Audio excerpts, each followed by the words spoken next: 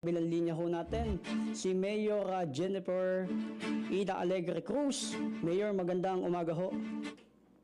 Good morning, good morning, good morning sa lahat ng nakikinig At, at nanonood malakas ho tayo napapakinggan na Mayor sa DWAD 1098 Mega Manila. At Mayor, unang-una, congratulations ho dito sa Tagbakin Paul sa Trek Project ho. Kumbaga napakagandang balita ho para sa mga turista ho natin. Oo, alam mo, nung pumunta si GM, no? Lapid sa bayan ng, sa Oriental Mindoro, nahiya pa nga siyang ipatawag ako dahil wala pa siyang matagal na kami magkaibigan eh. Wala pa siyang nagagawa sa Pola, kaya nahiya siya. Pero syempre, yun pala, may sorpresa siya sa akin. Pagdating ko doon sa meeting, biglang sinabi niya na, hindi ka na magtatampo sa akin. Actually, si Gov, ang gusto niya, hatiin yung 35 million. Pero hindi ako pumayag. 70 million binigay ko sa'yo. So, I'm very much thankful, syempre, kay GM Lapid, no? Sobrang, si GM Mark Lapid, napakabait na tao niyan. Kaibigan ko nung bata pa kami. At talagang, hindi niya ako pinahindian doon sa request natin. At Mayor, ano ho yung particular na trabaho kung sakali at negosyo ho ang nakikita nyo magbubukas ho doon sa mga residente natin dyan ho sa Barangay Tagbakin? Malaking negosyo yan. Alam mo ngayon, sa panahon ngayon, kailangan magkaroon tayo ng mas maraming turista, may promote lang natin. And yung inuuna natin, yung mga backpackers at local tourists, no? Pag meron silang binili, alam mo, isang bagay na napakaliit pero hindi natin napapansin.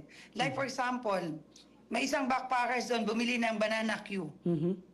Diba?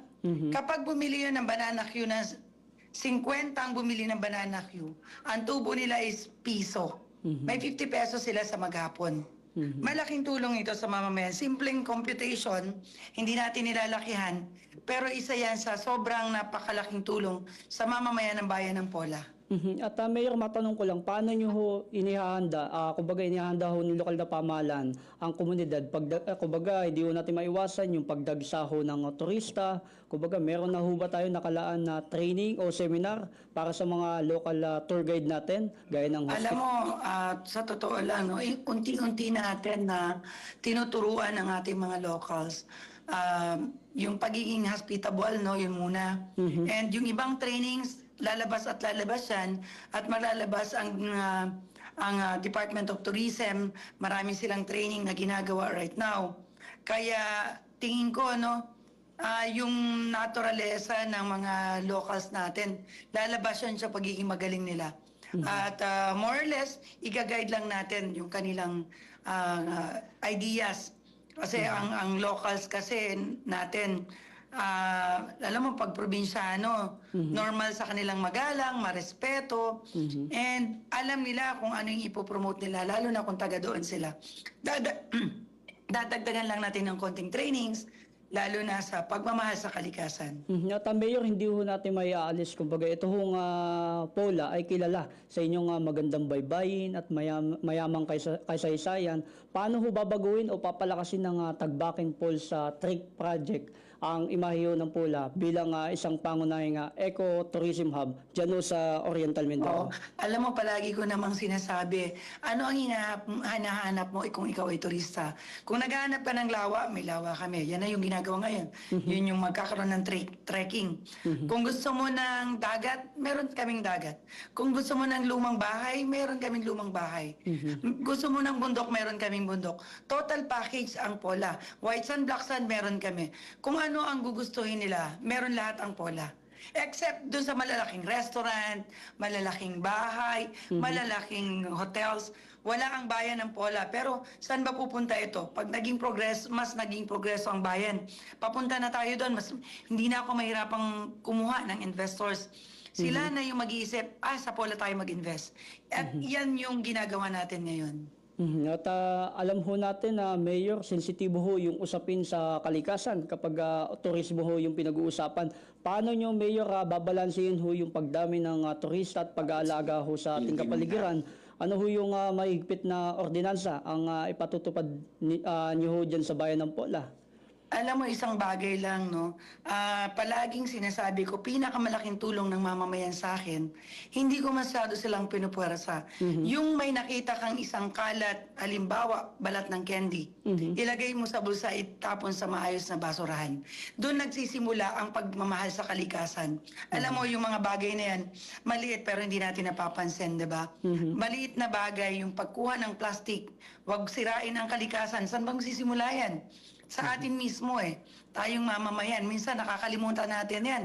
Isisisi sa gobyerno, bakit may clogging ang mga nagkakaroon ng baha, nagkaklag ang mga estero dahil sa kapabayaan din ng mamamayan. Alam mo, tayo mismo magsimula sa atin. At yan ang malaking pasalamat ko sa Poleños. Napaka-peaceful and loving ng Poleños at napaka-marespeto. Nung sinabi ko na ito yung tulong nyo na maibibigay sa akin, kung makita nyo, 99.6% sa kalinisan ng bayan ng Pola dahil nakiusap ako sa mamamayan na baka sa maliit na bagay ay sundin ako. Doon ako nagpapasalamat dahil sa loob ng 6 na taon na ako ay punong bayan. Doon sa maliit na bagay ay sinunod nila ako. At ngayon, may isang malaking bagay na hiniling ako. Yung aso, pagtali ng aso. So siguro papunta na tayo doon sa mas malaking picture na pagmamahal sa kalikasan. And more or less, ang bayan ng Pola, kung makita nyo, ay napaka-green dahil pinagbawal natin ang pagpuputol ng puno simula nang umupo ako. So ibig sabihin nun, hindi sa aking termino mangyayari ang mga bagay na sirain ang kalikasan. Sa termino ko po ay talagang sobra yung pagmamahal nila dahil sumunod lahat, walang tumataliwas sa ating direktiba. Ano lang yan alam mo yung anong tawag diyan, political will. Maraming politiko ang wala niyan dahil takot sila na hindi iboto. Pero sa akin, ang sinabi ko sa kanila, iboto nyo ko o hindi, pero dapat gawin natin ang tama. At feeling ko, yun yung tama, pagmamahal sa kalikasan. Talagang, kumbaga, Mayor, meron ho kayong paninindigan, kung di ako nagkakamali. RS. Mayor, kung di ako nagkakamali, bahagi ito ng mas malaking 600 milyong Nauan Lake Tourism Development Project. At paano ho nakikipagtulungan yung bayan ng Pola sa pamahalang panlalawigan at sa Karatig Bayan ho? Paano natin? Maraming bayan na nakakasakop dito sa Nauhan Lake, no? Pola, Socorro, Victoria, Nauhan. So, ang malaking part ng Nauhan Lake ay nasa bayan ng Pola. 4 na barangay ang nakakasakop sa amin na Nauhan Lake. Kaya malaki ang maitutulong namin pagdating sa pagturo ng pagmamahal sa atin kalikasan. And syempre, marami ang nagkakalat doon. Kaya isa-isa natin na kinakausap yung ating mga kabarangay na tayo na mismo sa atin magsimula. Kumbaga, Mayor, excited ho yung ating mga turista para dito, Mayor. Kailan ho ating... Thank you. Thank you sa inyo, Arias, sa sobrang malaki ang tulong nyo, alam yung local and national media. Isa yan sa pinapasalamat ko kapag kami ay in-interview at pinopromote ang aming bayan. Hindi pwedeng suklian ng malaking pera yung tulong na binibigay nyo. Hindi namin kayang i-promote mag-isa. Kailangan namin kayo. At Mayor, kailan ho kaya inaasahang magsisimula itong proyekto? Kumbaga, kung mabilis ho may lalabas ng TIESA yung pondo, kailan ho natin pwedeng... Sinabi sa atin ni GM Mark Lapid, gagawin nila at sisimulan ito month after kasi 2 days, 3 days ago tumawag sa akin si GM Mark Lapid at sinabi niya na approve yung budget at as soon as possible ay sisimulan. More or less December baka ito ay tapos na. At Mayor, kumbaga saksing buhay ho kami. Sa dami niyo hong pinagdaanan at pinatunayan bilang pinuno ho ng kumbaga ina ng Pola, ano ho yung pinakamalaking inspirasyon nyo sa patuloy na pagpapaganda at pagtataguyod ho sa inyong bayan? Alam mo, una, yung support ng family, number 1 nandoon. Alam mo, hindi ka makakagawa ng isang bagay na yung nasa tabi mo mismo ay hindi sang-ayon sa'yo. So siguro, number 1, family at yung mga taong bayan. Kasi kung yung mga taong bayan ay hindi gusto yung ginagawa mo, wala rin magandang result ito. Kaya thankful ako at sila yung nag-inspirasyon ko, yung pamilya ko, yun akin mga kababayan na gawin yung mga bagay na to dahil pinupush talaga nila ako sa magandang ginagawa natin. More or less, yung iba na kalaban natin sa politika, ayaw. Pero at the end of the day, ang makikinabang ay taong bayan. At bukod dito, Mayor, sa napakagandang proyekto dyan ho sa Tagbaking Falls, ano pa ho yung mga susunod na malaking sorpresa natin para sa mga kababayan ho natin o yung aabangan, Mayor?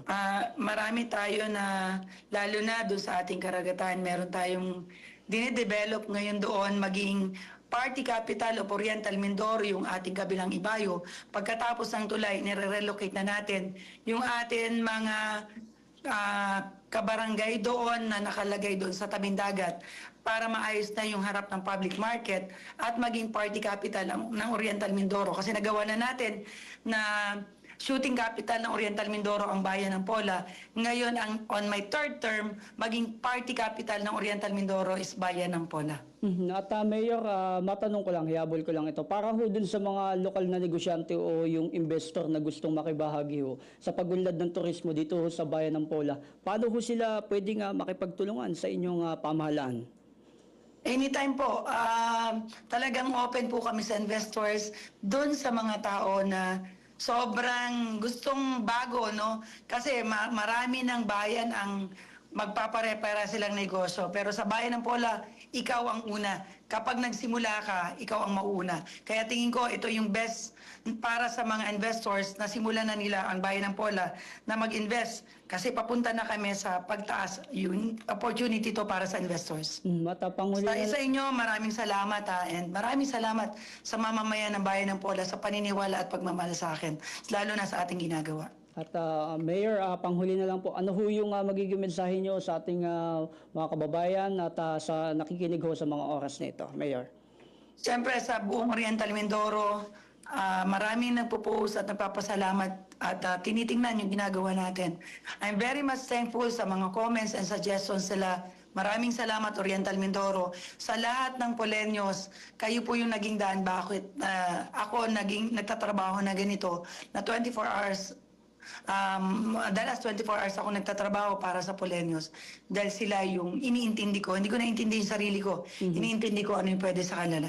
And again, nandito lang po ako at patuloy po ako magtatrabaho hanggang matapos ang termino na ako ay punong bayan. At maraming salamat Mayor Jennifer Ina Alegre Cruz mula ho dyan sa bayan ng Pola Oriental Mindoro. Maraming salamat Mayor, mabuhay ho. Maraming salamat po, maraming salamat. God bless. Kasama ko nga si Patricia at saka si Mimay, si Miguel at saka si Samantha. Ayan. Kasama ko yun at saka si Yusek. Nandito kami sa farm. Salamat Mayor. Thank you. Thank you, thank you. Ayun at ating napakinggan si Mayor Jennifer Cruz mula ho dyan sa bayan ng Pola Oriental Mindoro at napakaganda ho ng kanyang naging paliwanag dahil kumbaga malaking tulong ho yung itong Tagbaking Falls sa trek project para ho dun sa ating mga Poleños. Pero yung mabibigyan ho ng hanap buhay. Unang-una talagang ang bayan ng Pola, sentro pagdating ho sa Oriental Mindoro dahil napakarami hong pasyalan. Kumbaga mayayaman ho sa yung karagatan, pasyalan at iba pang usaping turismo. Wala na ho tayong masabi dyan. Ay